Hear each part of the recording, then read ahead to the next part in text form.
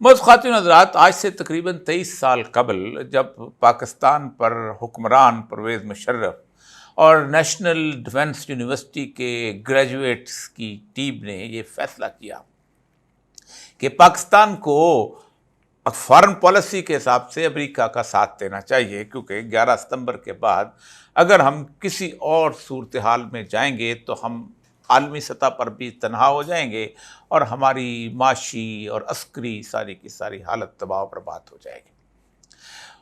مشرفات کے ساتھ جتنے وزراء تھے، جن میں سے حضرت قبلہ شیخ رشید صاحب بہت اہم وزیر تھے، وہ ہمیں روز ڈراتے تھے کہ تمہارا تورا بورا بن جائے گا اور تم دیکھو گے کہ کیا ہوگا افغانوں کے ساتھ، اور ہم نے کیسے بچا لیا۔ اور پرویز مشرف کی قیادت اور اس کے ساتھ ساتھ اس کی جتنی عسکری سپورٹ ہے، وہ اس نے پاکستان کو ایک جہنم میں جانے سے بچا لیا۔ آج 22 سال کے بعد ایک حیران کن کمپیرزن اور اس کے ساتھ ساتھ ایک دوسرے حوالے سے کہ پاکستان نے 1971 میں چین اور امریکہ کی دوستی کروانے کے بعد یہ سمجھا تھا کہ شاید امریکہ بھی ہم سے محبت کرے گا اور چین بھی یک وقت محبت کرے گا، کیونکہ ہم نے ایک دونوں کو رشتہ ازدواج میں منسلک کر لیا ہے۔ آج پاکستان کی ٹیم جو کہ سب سے ہیوی کنٹینجنٹ، اس سے بڑا کنٹینجنٹ آج سے پہلے کبھی چین نہیں گیا کہ جس میں وزیر اعظم بھی شامل ہو، آرمی چیف بھی شامل ہو، باقی لوگ بھی شامل ہو۔ ان کی کیا عزت افزائی ہوئی، اور ان دونوں کو اکٹھا کرنے کے بعد پاکستان کی اس وقت جو صورتحال ہے اس کا ایک چھوٹا سا جائزہ پیش کر سکتے ہیں کہ پاکستان جو ہے اس وقت آئندہ آنے والے مہینوں کے اندر کس بدترین صورتحال کا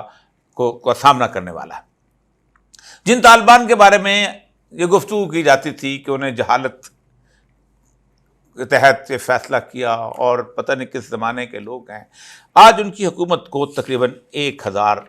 دن مکمل ہو چکے ہوئے ہیں، اور اس 1000 دن کے عرصے میں دنیا کی تمام عالمی طاقتیں یہ کہتی ہیں کہ آج کے modern day administrative set up میں تمام سینکشنز کے باوجود اتنی کامیاب حکومت اس وقت دنیا کے اندر موجود نہیں ہے۔ گزشتہ 20 سال میں تورا بورا ہمارا تو بنا ہی بنا، 75,000 افراد جو ہے ہمارے دنیا سے چلے گئے۔ وہاں شاید ان کی تعداد ہم سے بہت کم ہے، 30,000 سے بھی کم ہے طالبان کی جو شہادتوں کی صورتحال۔ عوام کی صورتحال بالکل اور طرح کی ہے، لیکن اس کے ساتھ ساتھ ہمارے اندر جو دہشت گردی پھیلی، ہمارے اندر جو ٹی ٹی پی کی صورتحال ہوئی، ہم نے اپنے اندر جس طرح وہ آج تک ختم نہیں ہو سکا، بلوچستان میں بھی اور باقی جگہ میں۔ 3 مطالبے تھے ان کے افغانستان کے اندر طالبان سے، امارات اسلامی افغانستان سے۔ پہلا یہ تھا کہ آپ داعش جو ہے اس کا خاتمہ کریں۔ گزشتہ تقریباً 4 ماہ کی رپورٹ یہ ہے کہ داعش خراسان جو ہے اس کا مکمل طور پر خاتمہ ہو چکا ہے۔ آئی سی ایس کے پی جس کہتے ہیں خراسان والی آئی سی ایس کے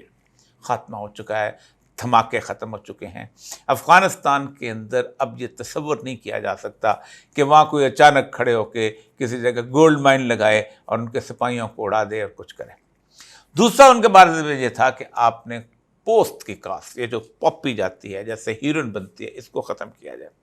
یہ جنوبی اور جنوب مغربی علاقے کے اندر ایران کے بارڈر کے ساتھ، پاکستان کے بارڈر کے ساتھ، اور میں نے وہ فیکٹریز بھی دیکھی ہوئی ہیں جو کہ نوشکی کے ساتھ چلتے چلتے پھر آگے برابچا اور اس کے پورے علاقے میں لگی ہوتی تھی،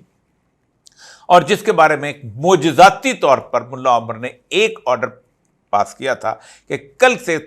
پوسٹ کی کاشت نہیں ہونی چاہیے۔ اس وقت افغانستان 97% پوسٹ دنیا کو سپلائی کرتا تھا، صرف 1 مہینے کے اندر 0 ہو گئی تھی۔ نہ ہیلی کاپٹر بھیجے گئے تھے جیسے کہ اس میں گریناڈا میں بھیجے جاتے رہے ہیں، یا جیسے برما میں اور تھائی لینڈ میں آپریشن ہوتے، کوئی ضرورت ہی نہیں پڑی، ایک مورل اتھارٹی نے ختم کر دی۔ اس وقت انہوں نے جو پچھلے دنوں اس کے پر ہنگامے بھی ہوئے، اس جگہ پر لوگوں نے جلوس بھی نکالے، لیکن انہوں نے اس کے کاشت کو مکمل طور پہ 0 کر دیا۔ تیسرا اہم ترین مسئلہ جو کہ بہت زیادہ میرے پاکستان کے دوستوں کو بہت تکلیف دیتا ہے، اور تکلیف یہ دیتا ہے خواتین کی تعلیم کا مسئلہ۔ تو طالبان کہتے تھے کہ ہمارے ہاں خواتین کی تعلیم جو ہے وہ بنیادی طور پر ہم اس کو سیگریگیشن کے حساب سے کرتے ہیں، اس کے علاوہ کچھ نہیں کرتے۔ لیکن انہوں نے یہ کیا کہ اب تک جتنی گزشتہ 30-35 یونیورسٹیز ان کی بہت سارا بنی تھیں، اور یہ جو گزشتہ 13-14 سال سے یونیورسٹی کے پڑھی ہوئی عورتیں آئی تھیں، ان کو حجاب کے ساتھ تمام اس میں ملازمتوں کا جسے کہتے ہیں وہ اپنا ان کا الاؤ کر دیا۔ اس وقت عورتیں اور مرد ان کے ہاں شانہ بشانہ ملازمت کر رہے ہیں، اگرچہ کہ ان کے کاؤنٹرز لیتے ہیں، باقی چیزیں تمام باقی تعلیم جو تھی وہ میٹرک تک جاری تھی، ایون ایف اے تک بھی انہوں نے الاؤ کر دیا تھا۔ لیکن اب انہوں نے بندوبست کیا ہے ان مختلف علاقوں کا، ان یونیورسٹیز کے اندر ان کی یونیورسٹیز کی جو تعلیم ہے عورتوں کی وہ علیحدہ ہو جائے، اور گزشتہ 3 مہینے پہلے سے انہوں نے وہ یونیورسٹی کے اندر جو داخلہ لینے والی خواتین تھیں ان کو کہہ دیا کہ آپ کو علیحدہ۔ اب لوگ تو اعتراض بھی کریں گے، اکٹھے کیوں نہیں پڑھ سکتے؟ وہ اکٹھے، ہمارا کلچر ان کا فانوں کا کلچر بالکل، اور وہ نہیں پڑھنا چاہتا۔ اس ساری صورتحال کے بعد انہوں نے پورے یورپ نے بھی اور امریکہ نے بھی اپنے اب اس مطالبے سے بالکل جسے کہتے ہیں پیچھے ہٹ گئے ہیں، اور اب وہ کہتے ہیں کہ ٹھیک ہے اب ہم ایسا نہیں کریں گے۔ اس کی ایک اندیا یہ ہے کہ یورپین یونین کا جو نمائندہ تھا وہ باقاعدہ وہاں پر انہوں سے افغان طالبان سے ملا ہے، اور اس نے وہ دوحہ کی میٹنگ جو ہے اس کے بارے میں ان سے ڈسکس کیا ہے۔ یہاں تک کہ یونائٹڈ نیشنز کی جو چیف تھی اس علاقے کی وہ ملی ہے، اور 30 جون کو جو 3rd دوحہ میٹنگ ہو رہی ہے اس میں طالبان کے وفد کو آنے کی دعوت دی ہے، اور اس کا ایجنڈا طے کیا ہے کہ وہاں پر کیا سکتا، اور یہ ان کے جو مشہور افغان فارن منسٹر ہیں طالبان کے امیر خان متقی، ان صاحب سے ملاقات کی گئی۔ لیکن سب سے اہم بات یہ ہے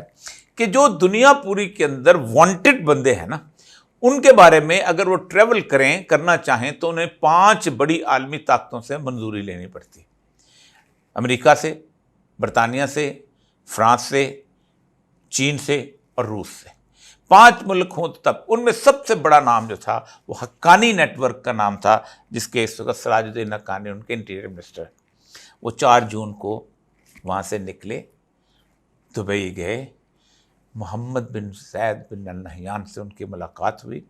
وہاں ان کے امریکن آفیشل سے بھی ملاقات ہوئی۔ اس وقت وہ حج کر رہے ہیں، جو تصویریں آج دنیا سامنے کو دیکھ رہی ہے۔ ان پر $10 ملین کا انعام ہے، اور یہ ان کو یہی نہیں بلکہ مختلف 5 ملکوں کو بھی جانے کی اجازت ہے۔ اسی طرح ان کے جو نائب پرائم منسٹر ہیں مولک کبیر ہیں، ان کی انٹیلیجنس کے ہاتھ جو ہے عبدالحق واسق ہیں، اس کے بعد نور صاحب ان کے پاس بھی، ان کو بھی انہوں نے اس کو جانے کے لیے اجازت۔ لیکن اس میں سب سے اہم ترین بات جو ہے، اور جو پاکستان کے لیے مزید مسائل کا باعث بن سکتی ہے، وہ ہے ان کی کانفرنس جو ہے وہ ہوئی تھی سینٹ پیٹرسبرگ میں۔ سینٹ پیٹرسبرگ میں ایک جگہ جیسے ہمیں ڈیوورس ہوتا ہے نا، جس میں نواز شریف صاحب گئے تھے، اور نواز شریف صاحب نے وہاں جا کے ان کی وہ دعوت شاوت کی تھی۔ بڑا مشہور واقعہ ہے کہ انہوں نے ڈیوورس میں گئے اور انہوں نے کہا کہ میں ان ساروں کی دعوت کرنا، بزنس مینس کی دعوت کرنا چاہتا ہوں، لیکن انہوں نے آخر میں